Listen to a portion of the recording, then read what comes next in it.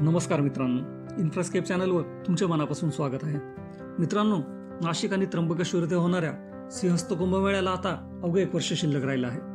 August 2027मध्ये पहिल्या अमृत स्नानाने या भव्य सोहळ्याची सुरुवात होणार आहे.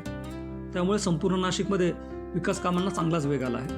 रामकालपर, Sadhugram, optical fibre network, Nashik airport expansion, railway station आणि बस स्टेशनची रिडेव्हलपमेंट, त्र्यंबकेश्वर कॉरिडॉर, विविध रस्ते प्रकल्प, रिंग रोड आणि द्वारका सलकरा अंडरपास अशी अनेक महत्त्वाची कामे सध्या युद्ध पातळीवर सुरू आहेत.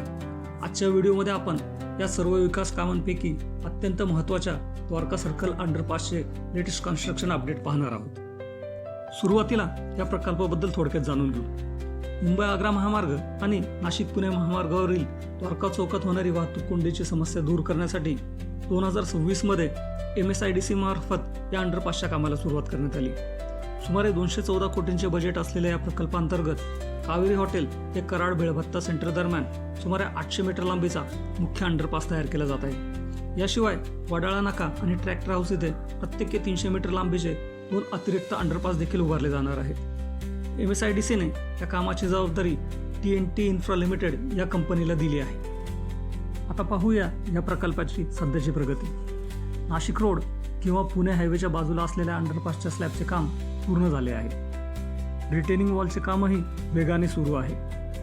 तसेच या बाजूच्या अप्रोच रॅम्पच्या कामाचाही चांगला प्रोग्रेस झालेला आहे. रॅम्पसाठी आवश्यक अर्थवर्क आणि एम्बॅकमेंटचे काम पूर्ण झाले असून आता PQC लिंकला सुरुवात झाली आहे. त्यामुळे या बाजूला काम चांगल्या प्रगतीने पुढे जात असल्याचे चित्र दिसत आहे.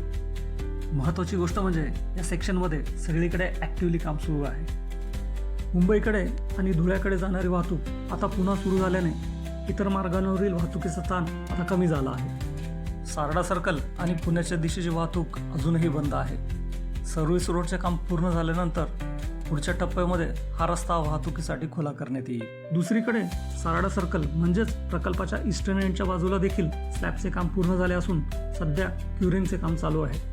अप्रोच रॅम्पच्या एम्बॅकमेंटचं काम काही प्रमाणात पूर्ण झालेले आहे.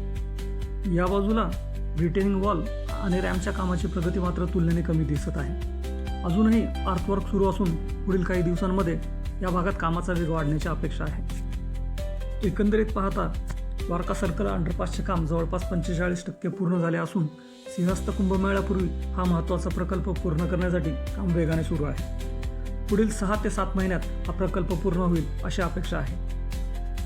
मित्रांनो, हा व्हिडिओ तुम्हाला कसा वाटला ते कमेंट करून नक्की सांगा आणि अशाच इन्फॉर्मेटिव्ह व्हिडिओसाठी इन्फ्रास्केप चॅनलला सबस्क्राईब करा, लाईक करा, शेअर करा. भेटूया पुढच्या व्हिडिओमध्ये. धन्यवाद.